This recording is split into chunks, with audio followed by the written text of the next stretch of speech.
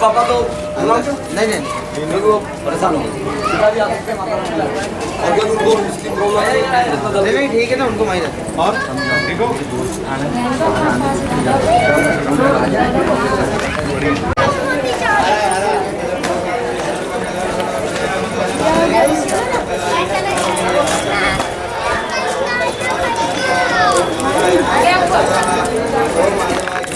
सामने छोड़े कलश के सामने छोड़े ये सारे सब थोड़े पीछे आ जाओ सारे ले लो दुर्गा सदा करी शक्ति को ध्यान से प्रियता है बाबा वही सामने छोड़े तब से चार पर मैं इसको फिर से एक हाथ में लाख चक्र लगा कर भगवान जी से लगा के स्नान करी हरि ओम नागनारायण प्रिय बजलो भवामहे श्रीनाथ बजलो भवामहे बरो महायाय परमात्मा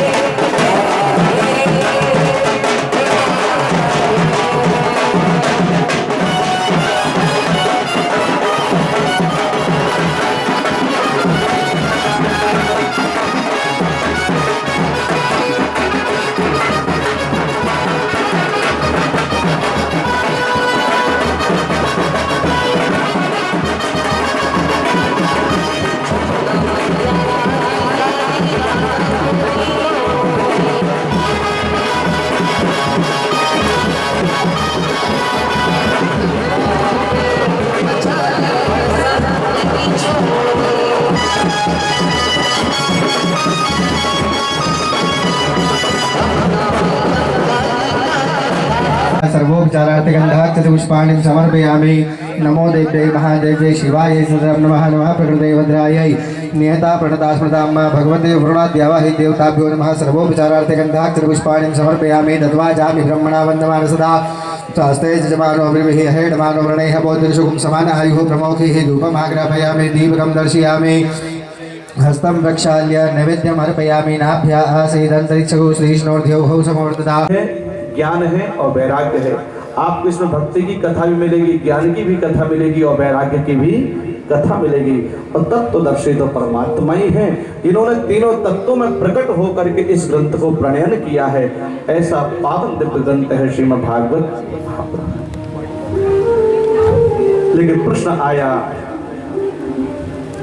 इस श्रीमद् क्या है? श्रीमद् क्या है?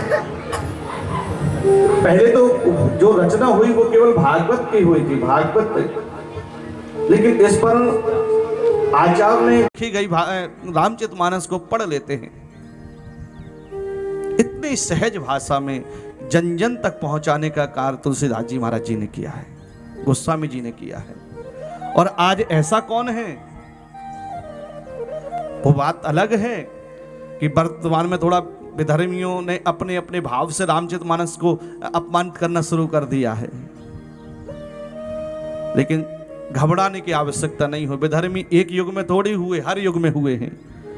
जब भगवान का विरोध किया है तो आज अगर भगवान के ग्रंथों का विरोध कर रहे हैं तो कोई बड़ी बात नहीं है, क्योंकि हर युग में विधर्मी हुए हैं और विधर्मी का हमारा अंत ही होता है।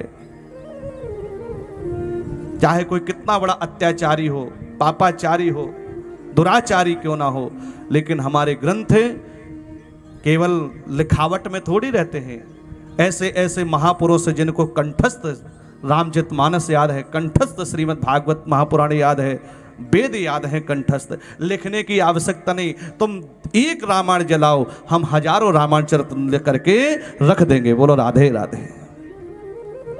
हाँ, क्योंकि जो कंठस्थ वो आप कहीं भी लिख सकते हो, किसी में भी लिख सकते हो, उसमें कोई वो नहीं है, कोई नहीं मिटा सकता।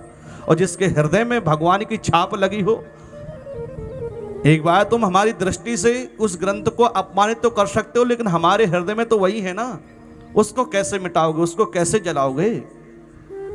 फिर भी कहने का उद्देश्य, विधर्मी आज हैं जो नहीं मान रहे हो उस भाव को लेकर के, लेकिन ऐसा कौन है जिसको रामचरितमानस की एक चौपाई याद ना हो। अरे छोटा सा बच्चा भी होगा ना, उसको भी कुछ नहीं आता होगा तो एक चौपाई जरूर आती होगी। कौन सी? मंगल भवन अमंगल हारी, मंगल भवन अमंगल हारी, मंगल भवन अमंगल हारी, मंगल भवन अमंगल हारी। द्रिबाहु सुदशरथ अजय बिहारी, द्रिबाहु सुदशरथ अजय बिहारी, द्रिबाहु सुदशरथ अजय बिहारी। मंगल भवन अमंगल हारी, द्रिबाहु सुदशरथ अजय बिहारी। ऐसा कौन होगा जिसको ये चौपाई याद ना हो।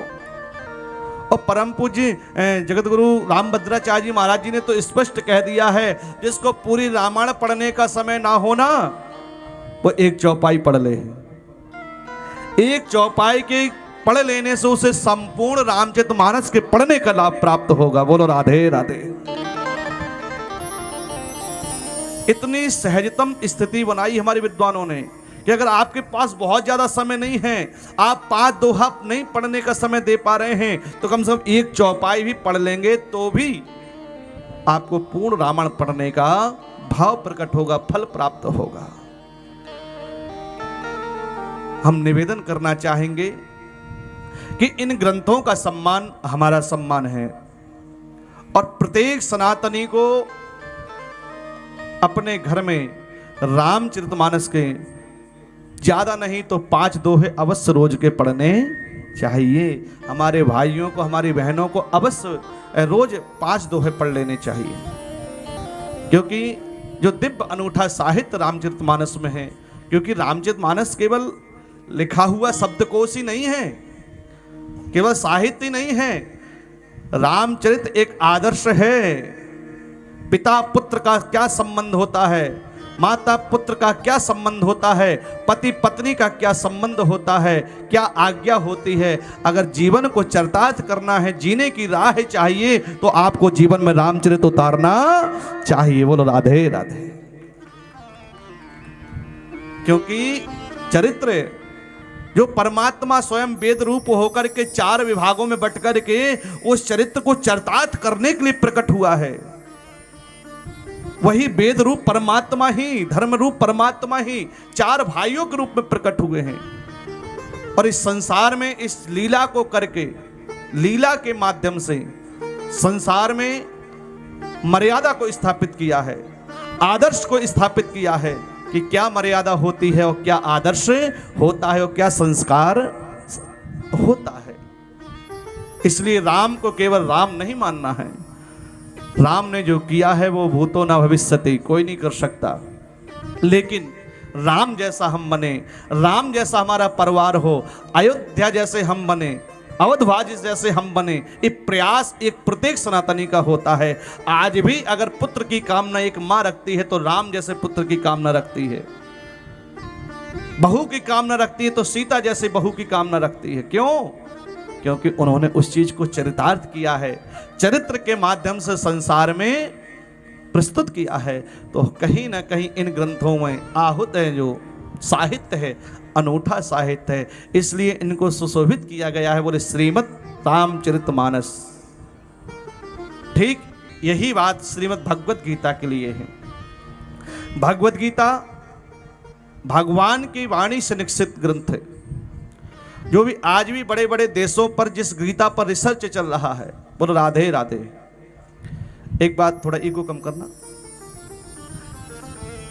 एक बात और आप लोग ध्यान देंगे, अनेक बार लोग श्रीमद् भागवत गीता में और श्रीमद् भागवत महापुराण में कंफ्यूज्ड होते हैं।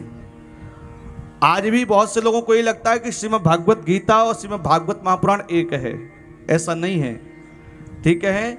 श्रीमद् भागवत गीता वो है जो कि महाभारत काल के समय भगवान ने अर्जुन को 18 अध्यायों के माध्यम से उपदेश किया है।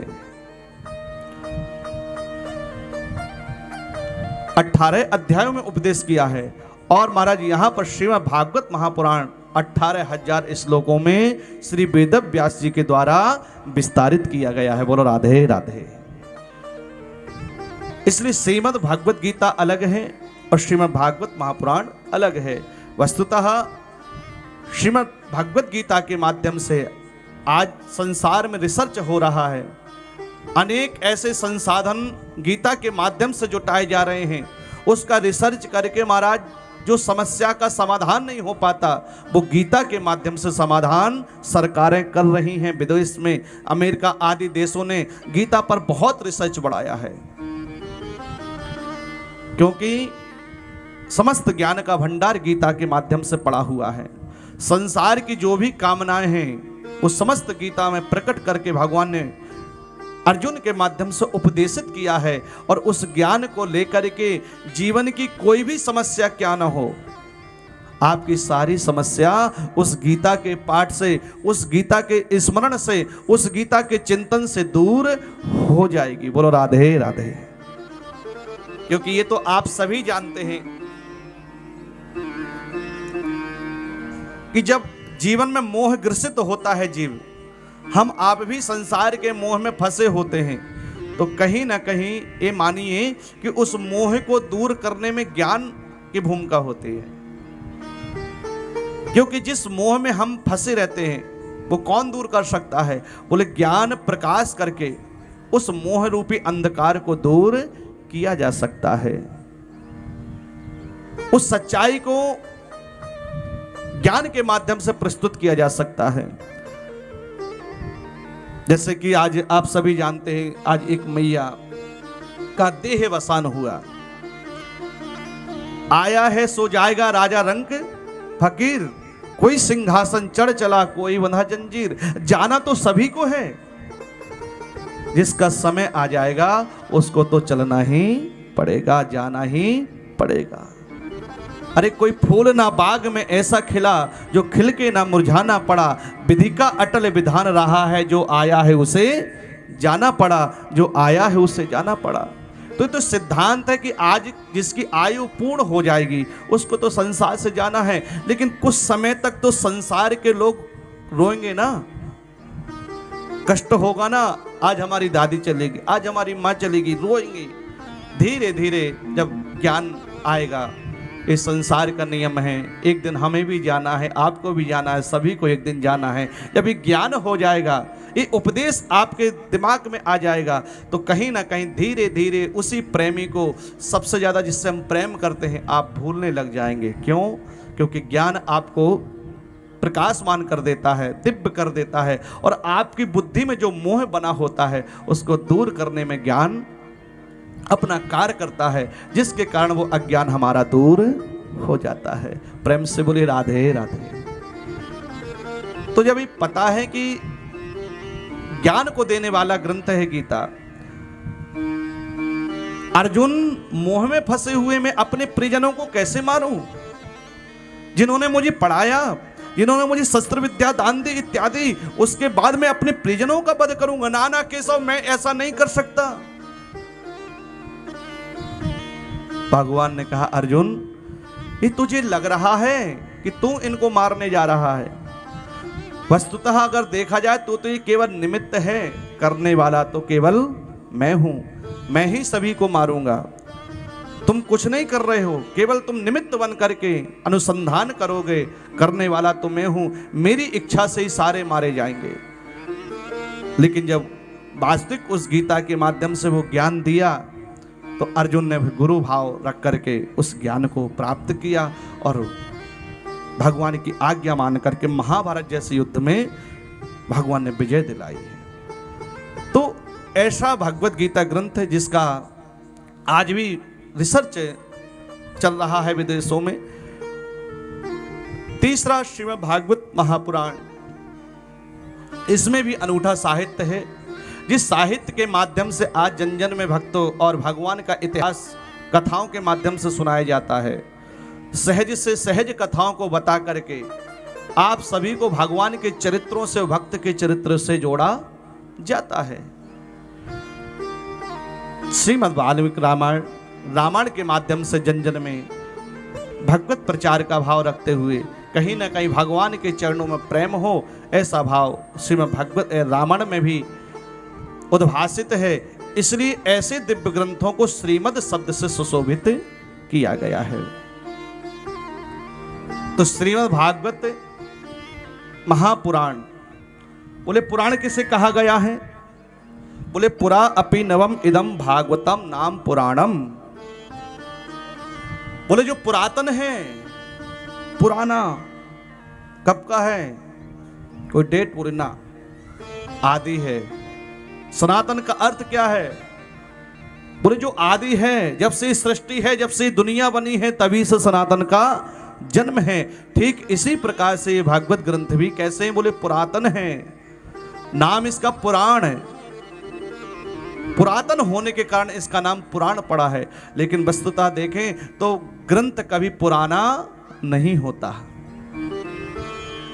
आप अनुमानित भाव लगाइएगा, एक दिन का पढ़ा हुआ न्यूज़पेपर, एक दिन जिस पेपर को हम पढ़ लेते हैं, उस दिन दूसरे दिन अगर वही पेपर आपके हाथ में आ जाए तो आप क्या बोलते हैं? ये पुराना, कल नया पेपर का है, आज का बोले ये तो पुराना है, कल का है। एक दिन बीता हुआ पेपर को हम पुराना कहने लग जाते हैं। लेकिन हमारे ग्रंथों में रामायण आदि ग्रंथ, वाल्मीकि रामायण 2.25 करोड़ वर्ष से ज्यादा हो गए हैं, उसके बाद भी हमारे ग्रंथ पुराने नहीं हैं। बोले क्यों? बोले इसको तो जितने बार आप सुनेंगे ना, आपको कुछ ना कुछ नया ही प्राप्त होगा। विशेषता कहां है? बोले आपके सुनने पर, जैसे कहें कि समुद्र तो पुराना है, लेकिन अगर आप समुद्र में जितना गहरा गोता लगाओगे, जितना अच्छा गोताखोर होगा, उतनी गहराई में जाकर के कोई ना कोई बहुमूल्य वस्तु को उस समुद्र से लेकर के आएगा। क्योंकि समुद्र में कोई कमी नहीं है, अनेक प्रकार के रत्नों से भरा पड़ा हुआ है, अनेक प्रकार के ऐसे दिव्य वस्तुओं से समुद्र भरा पड़ा हुआ है। बस ये तो गोताखोर के ऊपर है कि वो जितनी गहराई में जाकर के ढूंढेगा वस्तु विशेष को, उतनी ही बहुमूल्य वस्तु को लेकर के उस समुद्र से बाहर आता है। ठीक यही हमारे धर्म ग्रंथों में है, भागवत ग्रंथों में है। वैसे तो आपको नींद आ रही, हमको पता है, बोलो राधे राधे। क्यों आ रही है? क्योंकि थक भी तो गए हैं, हमारा सुबह 10 बजे के बैठे, और भोजन करने के बाद थोड़ा आलस तो स्वाभाविक है कि आधे घंटे लगता है पीठ सीधी करने। बोलो राधे राधे।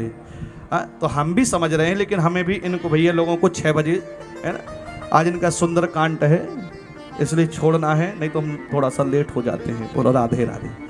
तो हम भी प्रयास करेंगे इस समय से आपको आज फ्री कर दें, कल से ठीक 2 बजे से कथा को यहाँ पे रखा जाएगा। आपसे निवेदन है, अगर आप थोड़ा सा प्रथम दिन की भूमिका को श्रवण करेंगे तो आपको ये पता चल जाएगा कि जिस कथा को हम सुनने जा रहे हैं वस्तुतः ये है क्या। जैसे कि कोई व्यक्ति आया, आप उसके बारे में जानते नहीं हैं, तो ना तो आप उसके चरणों को छुएंगे, ना उसको सम्मान देंगे, ना उसकी रिस्पेक्ट करेंगे। जब उसके बारे में जान जाएंगे, अच्छा ये हमारे चाचा के फूफा के भलाने रिश्तेदार हैं, अरे वाह वाह, जैसे ही पता चला, आई आई बैठी बैठी बैठी, आपका हम तो भूल ही गए थे, पता नहीं था ना, आपको पहचानते नहीं हैं। और जैसी पहचान निकली, रिस्पेक्ट हुई, सम्मान हुआ, तुरंत आपने चरणों को छुआ, बिठाला। क्यों? बोले जब तक आप जानोगे नहीं तब तक उसके प्रति प्रेम नहीं हो सकता। पहले तो संबंध ढूंढो, पहले तो संबंध ढूंढो, प्रेम जोड़ने का कारण ढूंढो कि इनसे प्रेम कैसे हो। और अगर कोई थोड़ा अकेला अकेला बैठा भी हो ना, तो उससे थोड़ा पूछ लिए करो कहाँ से आए हो, आप यहाँ कैसे रिश्ते में हैं। तो उसके बारे में जानने के बाद भी आपको पता चलेगा कि ये तो हमारे रिश्तेदार हैं, हमारे संबंधी हैं। तो अनेक बार भगवान की कथाएं जब तक उनको हम भूमिका के अनुसार नहीं समझेंगे कि भागवत है क्या, भागवत किसे कहते हैं, भगवान की कथा का अर्थ क्या है, तो भगवान की कथा से प्रेम नहीं हो सकता। पहले तो इसको जानना जरूरी है। इसलिए प्रथम दिन की जो भूमिका होती है केवल जानकारी के लिए, ये क्या है, भागवत का अर्थ क्या है। भागवत तो बहुत दिन से सुन रहे हैं, लेकिन भागवत का मूल तात्पर्य क्या है। पुराण सुना तो है, लेकिन पुराण का अर्थ क्या है। कथा सुनी तो, लेकिन कथक है क्या, ये कौन बताएगा। बोले ये प्रथम दिन की जो भूमिकाएं होती हैं बताने की, उस कथा के माध्यम से आपको बताया जाएगा। हमने बताया श्रीमद् क्यों लगाया जाता है, एक उपाधि जिसमें अनूठा साहित्य है, उस ग्रंथ में श्रीमद् शब्द लगता है।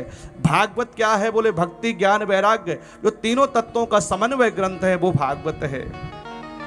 पुराण बोले पुरा अवम इदम नवम इति पुराणम, जो पुरातन है, जो बहुत पुराना है, लेकिन कभी पुराना माना नहीं गया है। पुरातन तो है, लेकिन हम कभी पुराना नहीं कहते हैं, क्योंकि नित्य नवीन है, नित्य नवतुतनता है। जिस उस नवीनता को प्राप्त करते हुए इसमें अनमोल कथाओं के माध्यम से कोई ना कोई जीवन की उपयोगी कथा आ जाती है, और उस कथा से हमारा जीवन कल्याणमय बन जाता है। इसलिए जितने भी रसिक हैं, जितने भी श्रोता हैं, इस कथा को समुद्र मानिएगा।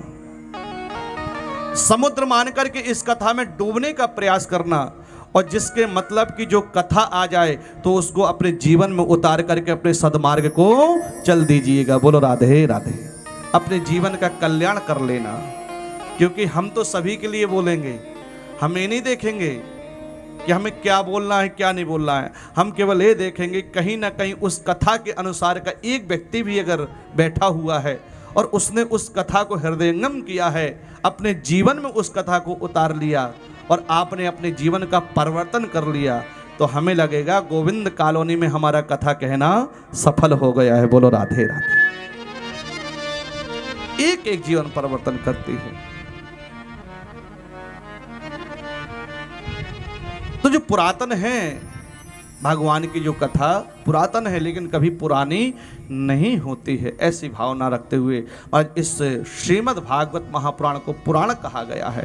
बोले श्रीमद् भागवत महापुराण की जय। लेकिन इसकी जो भूमिका है वो आचार्य ने वर्णन की है कि पद्म पुराण के माध्यम से जो 6 अध्याय हैं, इन 6 अध्यायों में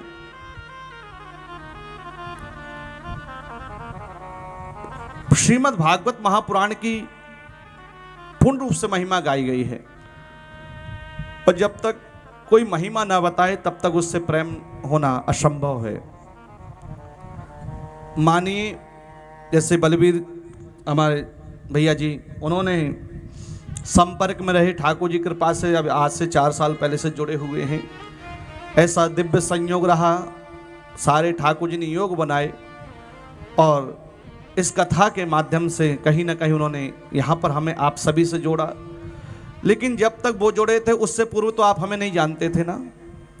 लेकिन फिर भैया जी ने जब आपको बताया, नहीं पंडित जी हमारे परिचय के हैं, ऐसे हैं वैसे हैं, तो आपको भी कहीं ना कहीं ये लगा जब इनके संपर्क के हैं तो हमें भी संपर्क से हमारे जुड़ जाएंगे, हम भी पंडित जी से मिलने में सक्षम हो जाएंगे। क्यों? बोले किसी की महिमा का ज्ञान होने के बाद उससे प्रेम और मिलने की इच्छा स्वतः में ही जागृत हो जाती है।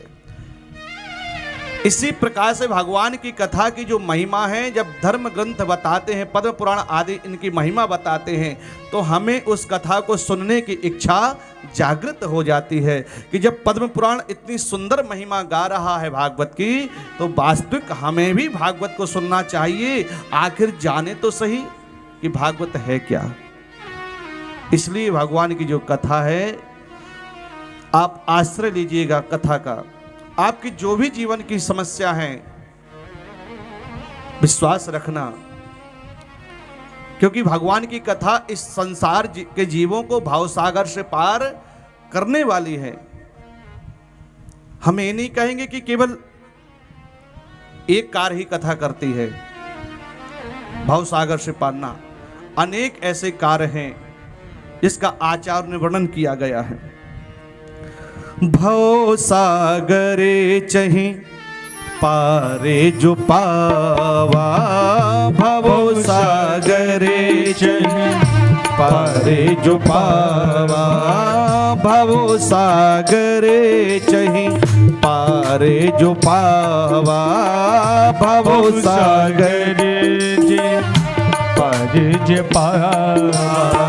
राम कथा ता करे दृढ़ नावा, राम कथा करे दृढ़ नावा, करे दृढ़ नावा, करे दृढ़ नावा। भाव सागर चहि पार जो पावा, राम कथा ताकर दृढ़ नावा। जो इस संसार सागर से पार, भाव सागर से पार जाना चाहते हैं, उनको भगवान की कथा का आश्रय लेना चाहिए। तो भगवान की कथा बड़ी दिव्य है, आनंदमयी है। पद्म पुराण के माध्यम से पद्म पुराण ने प्रथम अध्याय में भगवान के 3 स्वरूपों का वर्णन किया है। जो भागवत जी का प्रथम श्लोक है, बड़ा प्यारा है।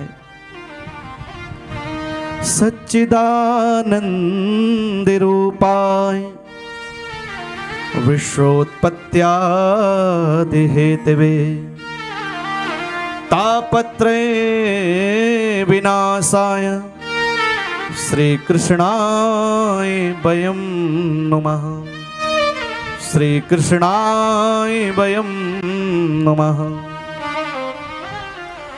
बोले सच्चिदानंद रूपाय विश्वोत्पत्त्यादि हेतवे, तापत्रय विनाशाय श्री कृष्णाय वयं नमः। प्रथम भाव सच्चिदानंद है। प्रायः इस नाम को आप सभी ने सुना है, लेकिन जब व्याख्या की है आचार्य ने, वर्णन किया है, तो सच्चिदानंद को विच्छेद कर दिया, अलग कर दिया। अलग करने पर भगवान के 3 स्वरूप प्रकट होकर के आए। बोले कौन कौन? बोले सत्य, चित्त और आनंद। और दोनों तीनों को जोड़ दिया जाए तो बन जाएगा सच्चिदानंद। अच्छा, सत्य क्या है? सदैव एक स्थिति में रहने वाला है, अपरिवर्तनशील है, जो कभी बदलता नहीं है। कभी सूरज को चंद्रमा को बदलते देखा? एक ही है, एक ही सूरज है, एक ही चांद है। इसी प्रकार से उस परमात्मा की सत्ता भी एक ही है, वो परमात्मा भी एक है। लेकिन इस सत्य में भी भगवान के 4 विभूतियां हैं। नाम, रूप, लीला, धाम। साथ में इन 4 को भी सत्य ही मानना चाहिए।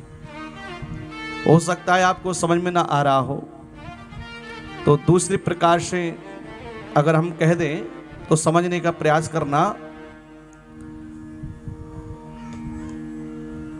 जिस प्रकार से एक हाथ है और इस हाथ की हमारी 4 उंगलियां हैं तो आखिर एक ही शरीर से जुड़ी हुई, इसी प्रकार से उस परमात्मा के भी 4 भाव हैं, 4 विभूतियां हैं, नाम, रूप, लीला, धाम। नाम भी भगवान का कैसा है? बोले नाम सत्य है, परमात्मा का नाम सत्य है, भगवान का स्वरूप भी सत्य है और भगवान का रूप लीला भी सत्य है। परमात्मा जिस लीला को करते हैं चरितार्थ करने के लिए वो भी सत्य है और भगवान का धाम भी सत्य है। इसलिए आज भी आचार्यों के द्वारा, विद्वानों के द्वारा आपने श्रवण किया होगा कि अयोध्या धाम का, वृंदावन धाम का प्रलय काल की स्थिति में भी कभी प्रलय नहीं होता है। सुना कि नहीं सुना? हम अपनी तरफ से तो नहीं कह रहे हैं ना, आचार्यों के मुख से, विद्वानों के मुख से आपने अवश्य सुना होगा कि प्रलय काल की स्थिति में भी धामों का प्रलय नहीं होता है, क्योंकि भगवान का जो धाम है चिन्मय है, दिव्य है, अलौकिक है, इसका प्रलय काल की स्थिति में भी कभी विनाश नहीं होता। नाम, रूप, लीला, धाम, भगवान का नाम भी सत्य है, भगवान का स्वरूप है अपरिवर्तनशील। कभी कभी प्रश्न आता है महाराज, एक बात हमें समझ में नहीं आती है कि भगवान की दाढ़ी मूछ क्यों नहीं होती है? बोलो राधे राधे। आप लोगों के मन में कई प्रश्न आया कि हम लोगों की दाढ़ी मूछ होती है, भगवान की क्यों नहीं होती है? आता है प्रश्न, अनेकों बार किसी महापुरुष के माध्यम से हमें सुनने में आता है, महाराज ये बताओ कि भगवान हमेशा बिना दाढ़ी मूछ के रहते हैं, ऐसे क्यों? और आप जाएंगे भी मंदिरों में तो आपको भगवान की दाढ़ी मूछ नहीं दिखेगी। नहीं तो पेंटिंग वाले को जब बहुत सारी वो पेंटिंग कर सकता है तो दाढ़ी मूछ क्यों नहीं बनाता? क्योंकि ठाकुर जी सदैव 16 वर्षीय हैं। कितने? 16 वर्ष के आयु के ही है, इससे ठाकुर जी कभी बड़े नहीं होते हैं, इसलिए अपरिवर्तनशील हैं। इसलिए आज भी मंदिरों में जिस प्रतिमा का आप दर्शन करेंगे रामकृष्ण आदि का, उनकी दाढ़ी मूछ नहीं होती है। यही कारण है क्योंकि वो परमात्मा परिवर्तनशील नहीं है, संसार परिवर्तनशील है, हम आप परिवर्तनशील है। जो कुछ भी इस जगत में आपको दिखाई दे रहा है सभी परिवर्तनशील है, लेकिन परमात्मा तो जो आदि में है वही मध्य में है और वही अंत में रहेगा। इसलिए सत्य कहिए जो बिनसे ना है, जिसका कभी विनाश नहीं होता, ऐसे परमात्मा सत्य स्वरूप। और दूसरा, भगवान का नाम सत्य, भजन सत्य, उमा कहूं मैं अनुभव अपना, सत्य हरि भजन जगत सब सपना। सत्य तो भगवान का नाम है।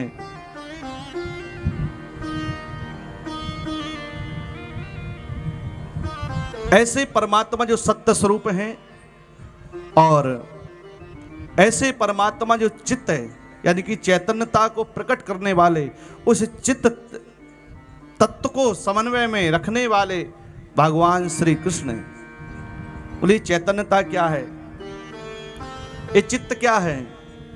बोले जिस प्रकार से अंधेरे में रखी हुई वस्तु को दिखाने के लिए, ढूंढने के लिए प्रकाश की आवश्यकता होती है, संसार को एक सूर्य अनेक प्रकाशित करके संसार को अंधेरे से मुक्त कर देता है, इसी प्रकार से जो प्रकाश को भी प्रकाश देने वाले हैं, इस सूर्य को भी प्रकाश देने वाले हैं, ऐसे परम गोविंद चित्त स्वरूप हैं और चैतन्यता के रूप में वही प्रत्येक जीव के अंदर विद्यमान है। चैतन्यता क्या है आप सभी जानते हैं। इस शरीर में जब तक चैतन्य तत्व है तब तक हम सारी क्रियाओं को करते हैं, और जब वो चैतन्य तत्व चला जाता है तो हमारी स्थिति मरणासन्न हो जाती है, हमारी स्थिति मरणासन हो जाती है।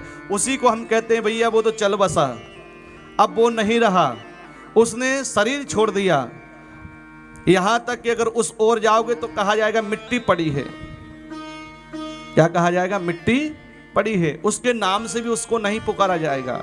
और यहाँ तक उसके घर में कोई जाएंगे तो उसको भी स्नान करना पड़ता है, वो भी दोष युक्त हो जाता है।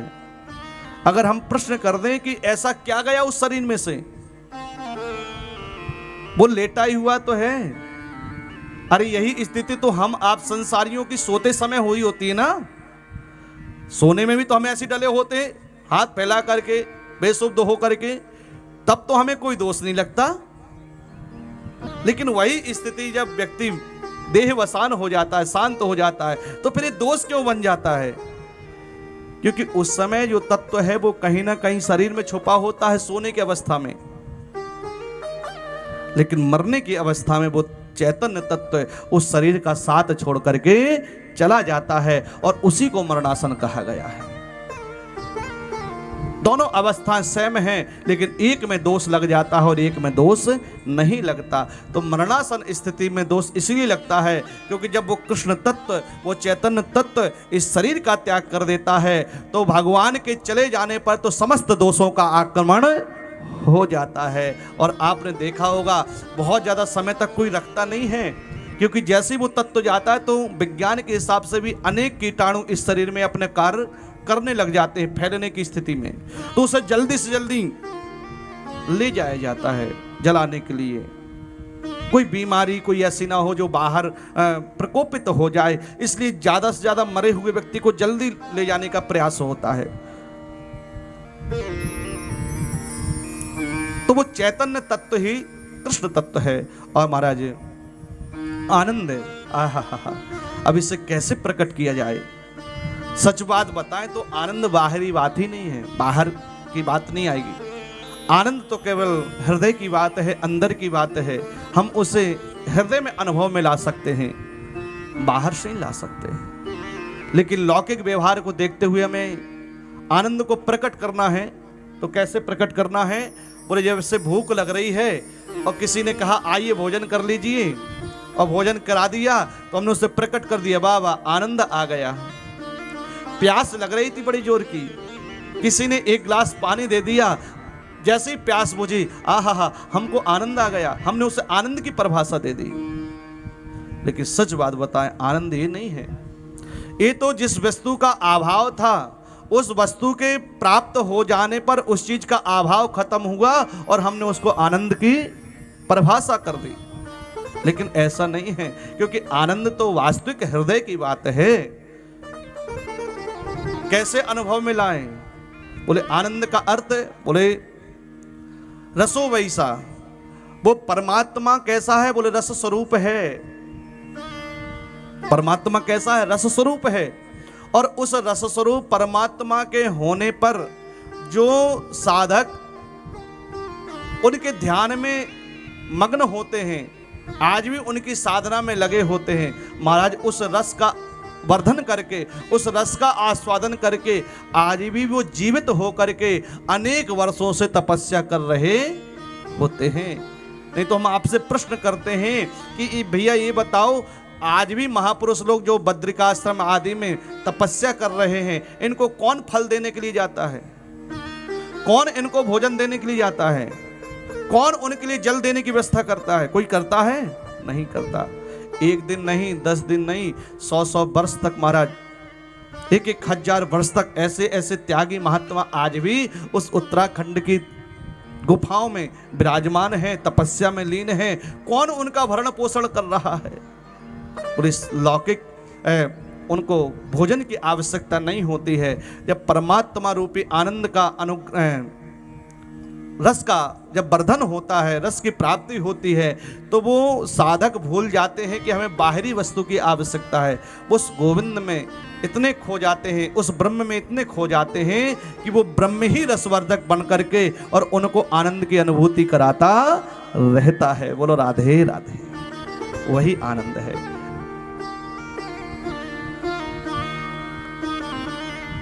और आनंद नहीं होता तो हम आप भी नहीं होते।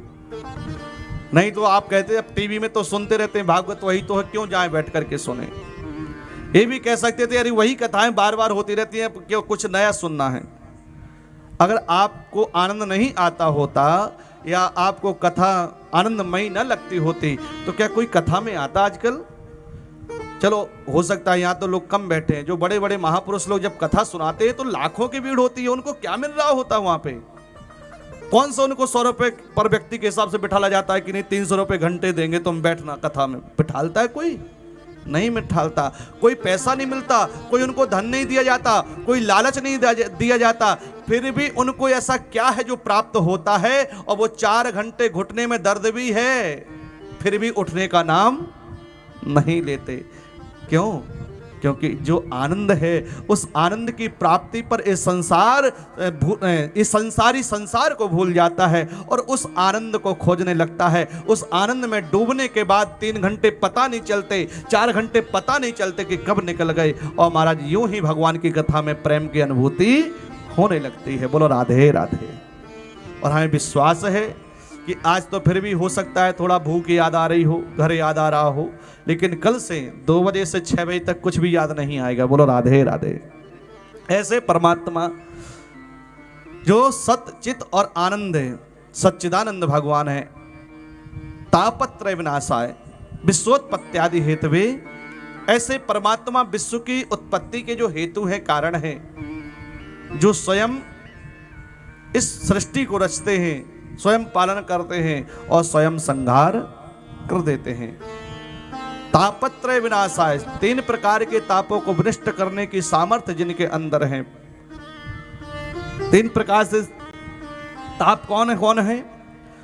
बोले अगर हम रामचरितमानस के माध्यम से देखें तो दैहिक, दैविक, भौतिक तापा, ये 3 प्रकार के ताप हैं जो हर व्यक्ति इन तापों से दुखी होता है। ऐसा कौन है जो इन त्रितापों से दुखी ना हो? दैहिक, दैविक और भौतिक। दैहिक दुख क्या है? पूरे शरीर से जुड़े हुए संबंधियों के द्वारा और शरीर से जो दुख हमको प्राप्त होता है उसको हम दैहिक दुख कहते हैं। जैसे कि हमें 2 प्रकार के लोग होते हैं, जिनको शरीर का सुख है लेकिन उनके प्रियजनों के द्वारा उनको दुख मिलता है। यानी कि बेटा बात नहीं मानता तो दुख है माता जी को कि और तो सब ठीक है महाराज जी, हमें शरीर में कोई रोग नहीं है, ठाकुर जी ने खूब अच्छा शरीर दे रखा है, लेकिन दुख यही है कि बहू मेरी बात नहीं मानती। और तो कोई दुख नहीं है, बेटा मेरी बात नहीं मानता। बहू को सारे सुख हैं लेकिन बात यही है पति उसकी बात नहीं मानता। यानी कि अपने प्रियजनों के द्वारा जब हमारा कार्य पूर्ण नहीं होता है, जिसकी हम अपेक्षा उससे रखते हैं, वो जब नहीं होता है तो वो भी दुख का कारण बन जाता है। और दूसरा भाव, कुछ लोग के पुत्र आज्ञाकारी होते हैं, बहू आज्ञाकारी होती हैं, बहुत अच्छा परिवार होता है, लेकिन कहीं ना कहीं शरीर में कोई रोग पनप रहा होता है, चाहे घुटनों का मान लें, चाहे डायबिटीज आदि का मान लें, या कोई अन्य रोग ऐसा होगा जिसके कारण आप दुखी हो रहे होते हैं। अगर किसी को संसार का सुख मिल रहा है, परिवार से सुख मिल रहा है, तो शरीर सुख नहीं दे रहा है, और शरीर सुख दे रहा है तो परिवार वाले सुख नहीं दे रहे हैं, तो ये दैहिक दुख है। दैहिक, दैविक दुख किसे माने? बोले जो दैविक आपदाओं के माध्यम से हमें प्राप्त होते हैं, जिसमें प्रकृति का ह्रास होने पर प्रकृति आदि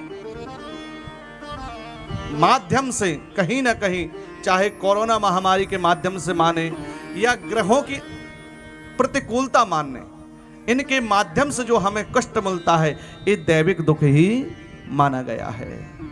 क्यों? आप कल्पना कर सकते हैं, जिस महामारी में लाखों बच्चे अनाथ हो गए, अनेक माताओं का वैधव्य हो गया, अनेक भाइयों की पत्नी नहीं रही, किसी के बच्चे नहीं रहे, यहां तक कि किसी घर में तो बेटा भी गया, पति भी गया, कोई नहीं रहा। क्या था? कौन सी बीमारी है?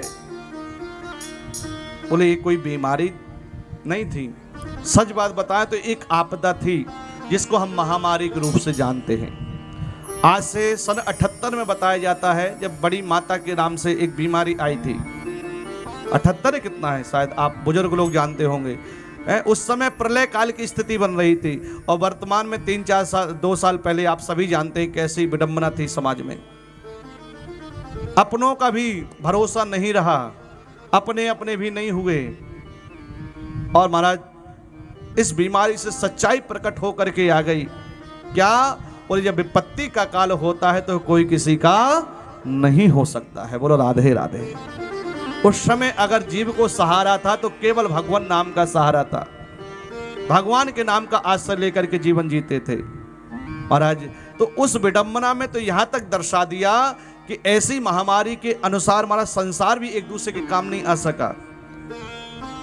तो जब दैविक आपदाएं आती हैं किसी न किसी रूप में, तब इस संसार को कष्ट प्राप्त होता है। और जब ग्रहों की प्रतिकूलता होती है, कभी राहु टेढ़ा है, कभी शनि टेढ़े हैं, कभी गुरुजी टेढ़े हैं, कभी बुध सही नहीं है, इन सारे ग्रहों की चालों को देख करके भी कहीं ना कहीं हमें जीवन में संघर्ष करना पड़ता है। तो क्या होता है, बोले महाराज इस सारे दुख हैं और इन्हीं दुखों के कारण जीव दुखी